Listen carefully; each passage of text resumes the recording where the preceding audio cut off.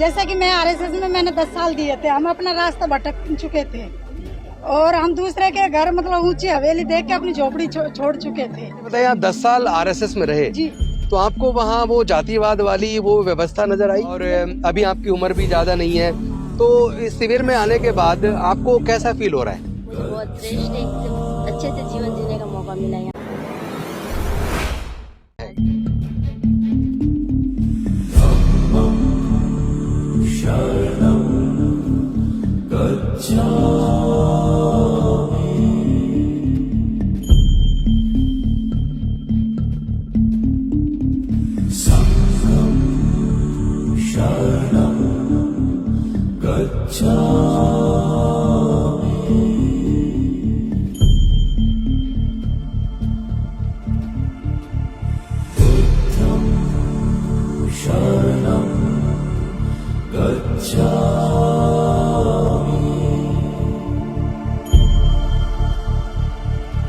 सामनेर पवज्जा एवं ध्यान साधना शिविर की अगली कड़ी, जैसा कि आपको याद होगा 2021 में दिल्ली के अंदर इसी तरह का सामनेर पवज्जा और ध्यान साधना शिविर आयोजित किया गया था, जिसमें 500 लोग भिक्खु बने और ध्यान साधना करके धम्म का ज्ञान लोगों ने अर्जित किया, और उससे इतना उत्साह का सृजन हुआ, इतनी एनर्जी का सृजन हुआ कि पूरे देश से ये मांग बढ़ने लगी कि सामनेर पवज्जा ध्यान साधना शिविर फिर से लगना चाहिए।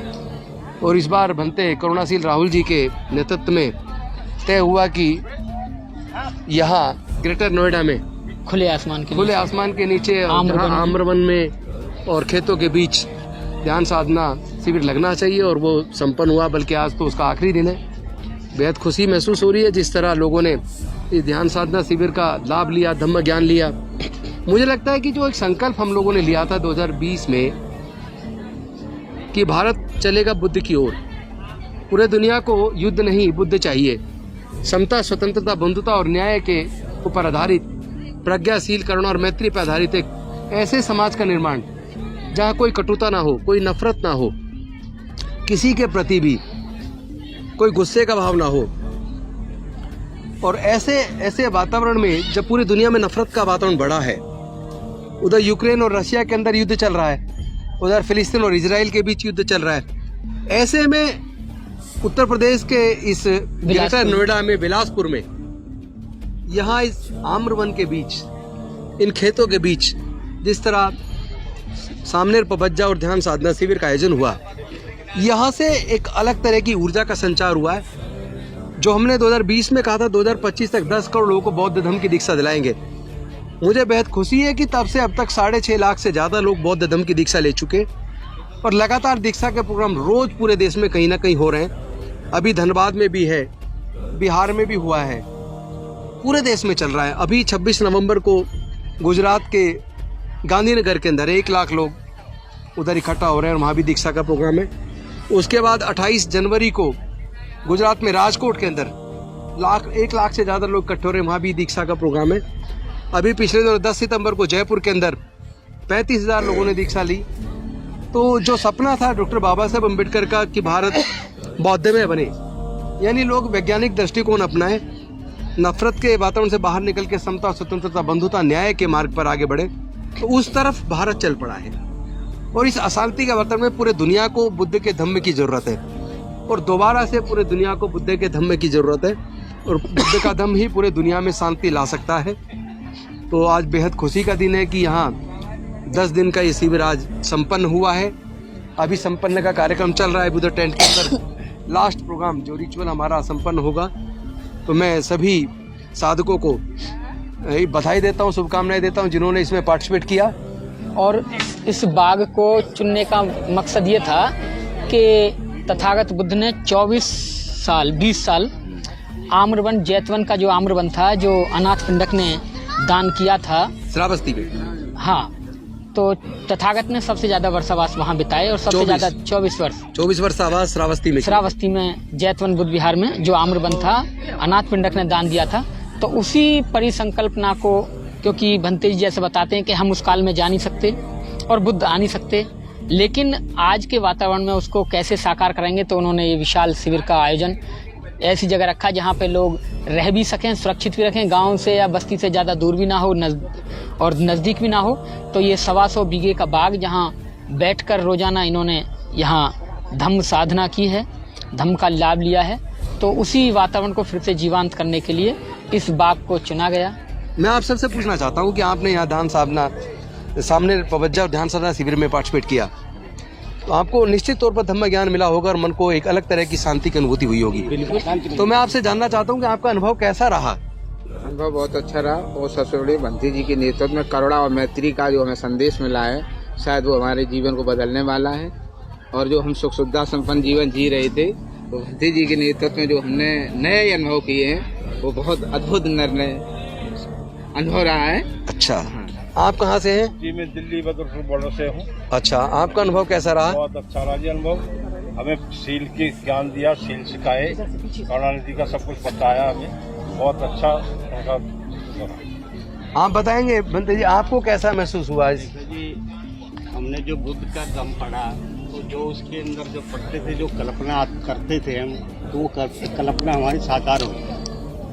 आप वैसे हैं कहाँ से? मैं दिल्ली से हूँ, समता बौद्ध विहार। अच्छा अच्छा, आप बताइए कितने राज्यों से यहाँ प्रतिनिधि शामिल हुए हैं इस सामने पवज्जा ध्यान साधना शिविर में? 22 राज्यों से यहाँ हैं। 22 राज्यों से हैं। जो हिंदी भाषी क्षेत्र भी नहीं है। मुझे भी अभी कर्नाटक के बीदर से काफी लोग मिले, महाराष्ट्र से काफी लोग मिले, गुजरात से मिले, मध्य प्रदेश से मिले, राजस्थान से मिले, हरियाणा से भी मिले। सभी का रजिस्ट्रेशन। तो कितने लोग टोटल रजिस्टर्ड हुए? 1280 लोग रजिस्ट्रेशन में थे। अच्छा, जो यहाँ हैं, और कम से कम 500, 600, 1000 की तादाद रोजाना आने जाने उपासक सफेद वस्त्रों में जो आते थे, देश ना सुनते थे, शाम को चले जाते थे। तो इसने लोगों की उपस्थिति यहाँ दर्ज रही। औरैया डिस्ट्रिक्ट उत्तर प्रदेश से। जी नमो बुद्धाय, जय भीम। आप बताइए आपका अनुभव कैसा रहा?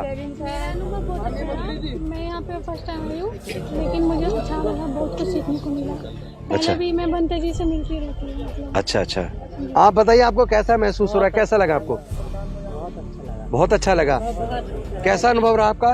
बहुत बढ़िया, सबसे सर्वश्रेष्ठ, बहुत बढ़िया, सबसे सर्वश्रेष्ठ। मन को शांति महसूस हो रही है? बहुत ज्यादा, जो कहीं नहीं हो सकती है। जैसे कि मैं आरएसएस में मैंने 10 साल दिए थे, हम अपना रास्ता भटक चुके थे और हम दूसरे के घर मतलब ऊंची हवेली देख के अपनी झोपड़ी छोड़ चुके थे। तो यहाँ क्या है कि एक वर्तमान काल है। मैंने जैसे मेरे को यहाँ 6 महीना ही हुए जुड़े हुए, तो वर्तमान काल है, न स्वर्ग न नर्क, मतलब ये कोई अंधेरे में नहीं रखते, नहीं अंधविश्वास में। ये एक क्या है कि इंसान को प्रैक्टिकली जो भी चीज होती है वो दिखाते हैं। Thank you. अच्छा, ये बताइए आप 10 साल आरएसएस में रहे जी, तो आपको वहाँ वो जातिवाद वाली वो व्यवस्था नजर आई? बिल्कुल आई जी, क्योंकि मैं प्रबोध शिक्षित हूँ। अच्छा। और मेरी या तो मेरी कास्ट बीच में आई होएगी, या मेरे मतलब पैसा होएगा। यानी जाति की वजह से एक सीमा के बाद आगे नहीं जाने देते? नहीं, मेरा 3 वर्ष होना मतलब उन्होंने रोक दिया था। अच्छा जी सर, और मैं प्रबोध तो शिक्षित ये बताइए आप अपनी इस सांस्कृतिक विरासत जो हमारे बुजुर्गों की है, बुद्ध का धम्म, जी सर, उसमें वापस आके आपको कैसा महसूस हो रहा है? बहुत अच्छा लगा। मैंने सोचा कि मैं अपने घर वापस आ गई सम्मानित से। वाह वाह, बहुत अच्छे। नमो बुद्धाय, जय भीम।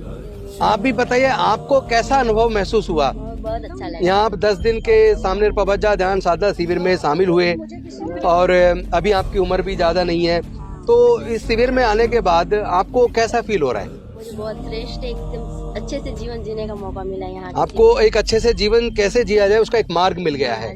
यानी बुद्ध जो एक मार्गदाता थे कि किस तरह लोग दुखों से दूर हो जाएं और कैसे उनके जीवन में शांति स्थापित और जीवन में प्रगति है, तो वो मार्ग आपको यहाँ से प्रस्तुत होता दिख रहा है।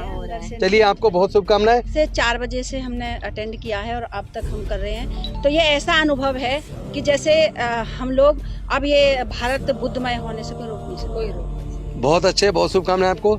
आपको मन को शांति महसूस हो रही है?